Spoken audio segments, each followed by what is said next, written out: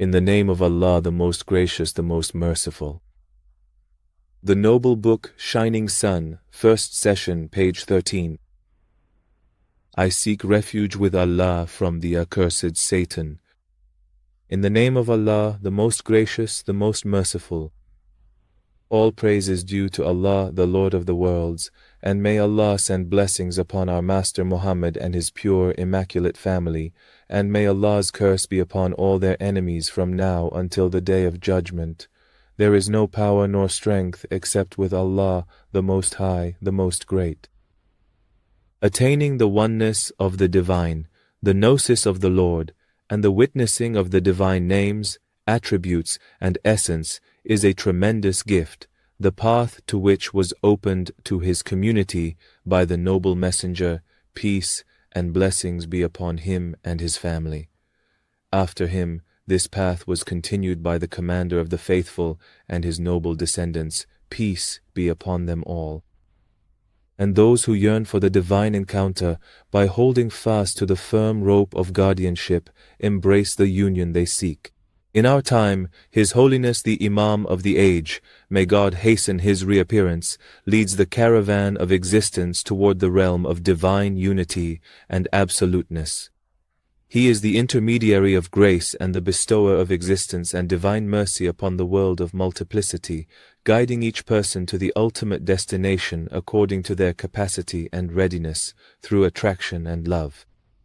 He is truly the pole of the circle of possibility, the axis of both ontological and legislative guardianship, and the source of the effusion of celestial lights upon the earthly realm. All the divine saints and true mystics, through the blessing of this perfect mirror of the divine, attain annihilation in God and union with Him. And the station of the all-encompassing divine guardianship is bestowed upon those who reach the abode of the Beloved through the pure and immaculate soul of His Holiness. The necessity of cultivating love and affection for Imam Mahdi, may God hasten his reappearance. Therefore, understanding the true nature of his guardianship is essential and obligatory. And this important matter is achieved by acquiring love and affection for that noble existence, which is, in essence, love for God Himself. Just as meeting His Holiness and attaining knowledge of His luminous reality is inseparably linked with meeting God and knowing the Lord. And whoever knows them has indeed known God.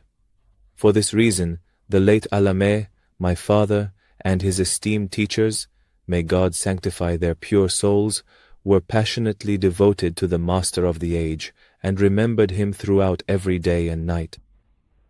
They also encouraged believers and seekers on the path of God to cultivate love and longing for His Holiness. Alameh, my late father, may his secret be sanctified, used to say about the Du'a Nudba that the essence of this supplication is to express burning sorrow, to recount the pain and fire of separation from Imam al-Zaman, peace and blessings be upon him, and to plead for his joyful reappearance and the honor of seeing and visiting his radiant and holy countenance. And it is good for the seeker to always keep this state of love and longing alive in his heart, and to give life and vitality to his soul and self, by remembering the pole of the realm of possibility. Today the intuition of the assembly of beloveds is one and the same. Even if there were 1,000 beloveds, the beloveds are truly one. For the sake of that one I have given both my heart and faith to the wind. Do not blame me, for the sum of both worlds is but one. Tell the madmen of the world of illusion to reduce their investments, for profit and loss are one and the same. There are some who have opened their tongues in claims of love for him. May I be sacrificed for the one whose heart and tongue are one. In the noble book Ruh al-Mujarrad, a ghazal by Hafez of Shiraz, may God have mercy on him, is quoted, which he composed in praise of His Holiness Baqiyatullah al-Azam. May our souls be his ransom, mentioning his occultation and the anticipation of his return, and introducing himself as one of his ardent lovers and devotees. Then, with his eloquent and beautiful prose, he explains and interprets the entire ghazal. Hafez, may God have mercy on him, in these verses addresses His Holiness as follows.